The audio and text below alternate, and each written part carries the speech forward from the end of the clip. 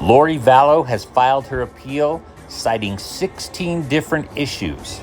Fuel me once here, driving instructor of the world. So in Idaho, appeals go directly to the Supreme Court, and everyone has a right to appeal. And this is pretty fast, though.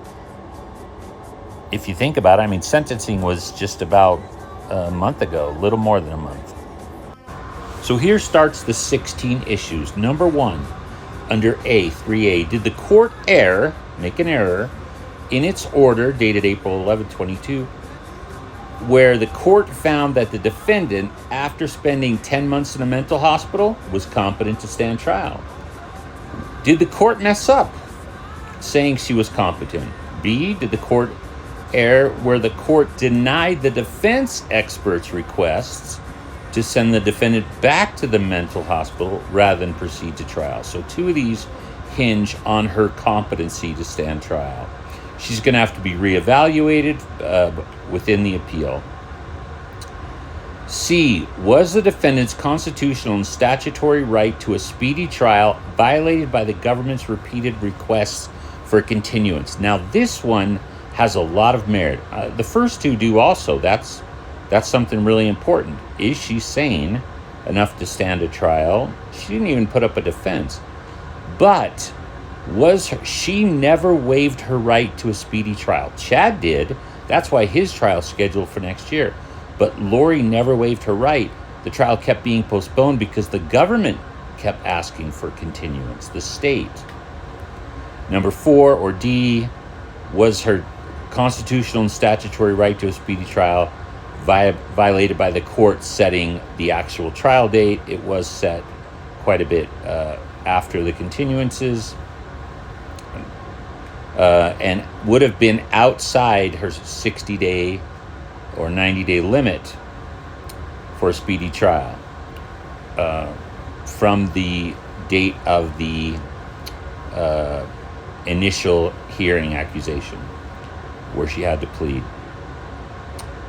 5, did the court err in denying defense challenges for cause of trial jurors due to bias or hardship during jury selection? Every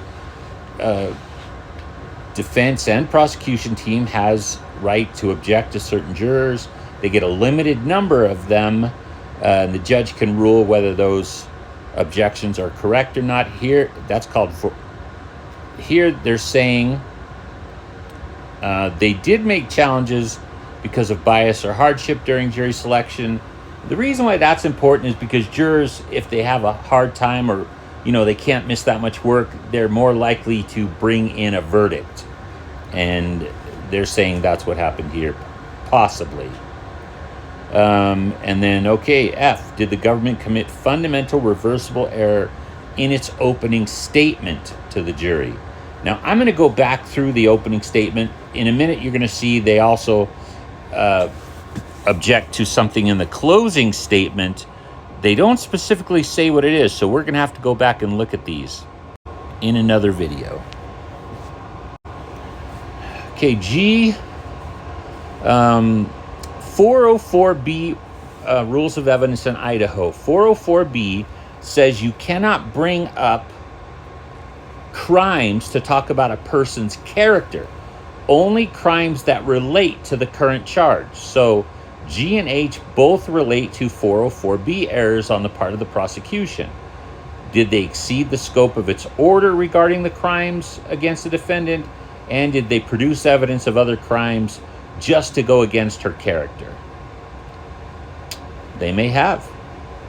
I, did the court err in allowing the government to amend the grand jury indictment 2 years after the indictment instead of sending the case back to the grand jury? Now, that is going to be very interesting. We'll have another video on that. That one, that's a hard one. You can't amend an indictment. The grand jury files the indictment. It's that grand jury that brings the indictment. They themselves would have to be the one to go back and amend it, or a new grand jury should be held. J, did the court err in allowing the jury to hear statements of co-conspirators, but they didn't prove those persons were actually part of the conspiracy? That's an interesting one. The prosecution said, hey, here's some co-conspirators. we're not going to prove there's actual conspiracy yet, or that these people were actually a part of it. Okay. When the grand jury indictment puts the defendant on notice that she is charged with a conspiracy involving 5 or more people, can the trial court ignore that finding and instead proceed with standard conspiracy jury instructions? In other words, the jury was not informed that this conspiracy involved 5 or more people. They just said she was conspiratorial regarding the death of Tammy Daybell. She committed, conspiracy. That's one of her life sentences, by the way. Did the government commit fundamental reversible error in its closing statement? I talked about that one already. We're going to make a separate video on that.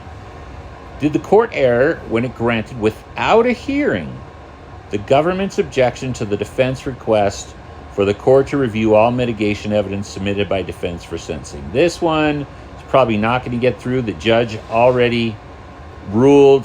He ruled it didn't need a hearing. We'll see, though. And should a new sentencing hearing be held due to sentencing court not reviewing all mitigation evidence submitted by the defense? Remember, in Idaho, you have a 60-day, before your sentencing occurs, a 60 days where a committee reviews all the evidence, reviews your condition, hospital records, everything. The defense is saying, hey, they didn't review all of it.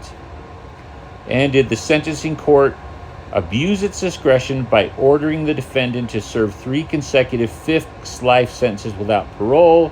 They may not win that one. That one is the court's discretion. It's allowable. And the last one, number 16, is on P. Did the sentencing court, that means just when they were sentenced, the 2 months after the conviction, abuse its discretion when it ordered the defendant, who had been found indigent and qualified for a public defender, and she's been ordered to serve life without parole, can they then order $165,018 in fees? Yes, they can, because she earns wages in prison. They know they're not going to recoup the entire amount, but this way her commissary and some of her others' earnings from prison for any job she has goes to pay this money. They know they're not going to get all of it. No court or prisoner ever realizes they're going to get all of it out of them. They do acknowledge that there's a portion of the record sealed. The appellate court is going to have to look at that. They want all of the transcripts from the court reporter, even on the competency trial. That's 5A. So, and the hearings in B, if she should be sent back to the mental institution, mental hospital, before coming back to court. So we'll see what this brings on. We'll see if it gets her a new trial on the road of life. Please drive kind. Thank you.